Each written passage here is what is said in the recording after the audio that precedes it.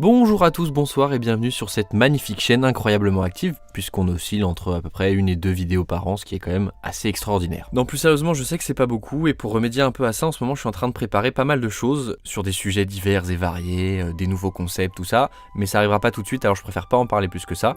Et en préparant tout ça, j'ai remarqué un truc, je ne parle pratiquement que de blockbusters.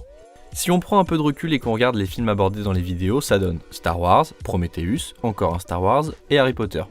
Je mets de côté les critiques que de toute façon personne n'a vu et qui en plus étaient ni intéressantes, ni pertinentes, ni marrantes à faire, donc vous inquiétez pas, ça je risque probablement pas d'en faire. Mais bon, sur 4 vidéos, ça fait quand même 4 gros films et surtout 4 gros films américains. Alors est-ce que c'est parce que je ne regarde que ça ?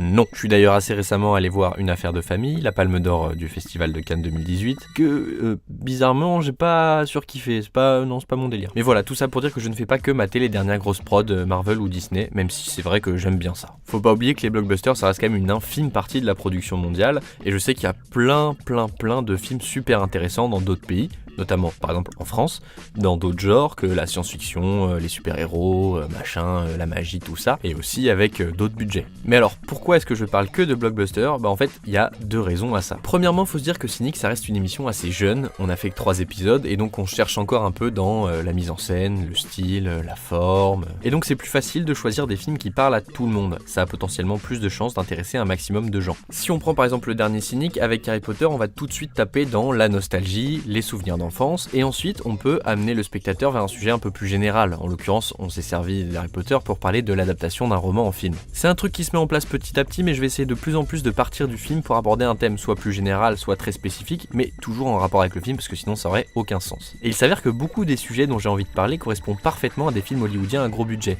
Donc voilà, en gros c'est pour que le film qu'on aborde puisse parler au plus grand nombre et parce que ça permet d'aborder des sujets qui m'intéressent et sur lesquels j'ai envie de creuser un peu. Mais alors est-ce que ça veut dire que je ne parlerai que de blockbusters ? Non. Bien sûr, chaque thème a un film qui lui correspond le mieux et je peux déjà vous dire que dans les thèmes qu'on abordera à l'avenir, il y aura des films vraiment pas connus et vraiment pas blockbusters. Mais il y a quand même une question que je me pose par rapport à ces films pas connus, est-ce qu'un petit film peut avoir un vrai impact sur le cinéma ? Est-ce que les blockbusters ne seraient pas les seuls films à pouvoir amener le 7ème art vers quelque chose de jamais atteint jusqu'alors ? Je vous laisse méditer là-dessus, on se retrouve une prochaine fois pour essayer de répondre à cette question. En attendant, je vous souhaite une bonne année, jetez un petit coup d'œil aux vidéos que vous auriez peut-être ratées, mettez la cloche, très important, et surtout n'oubliez pas... I'll be back.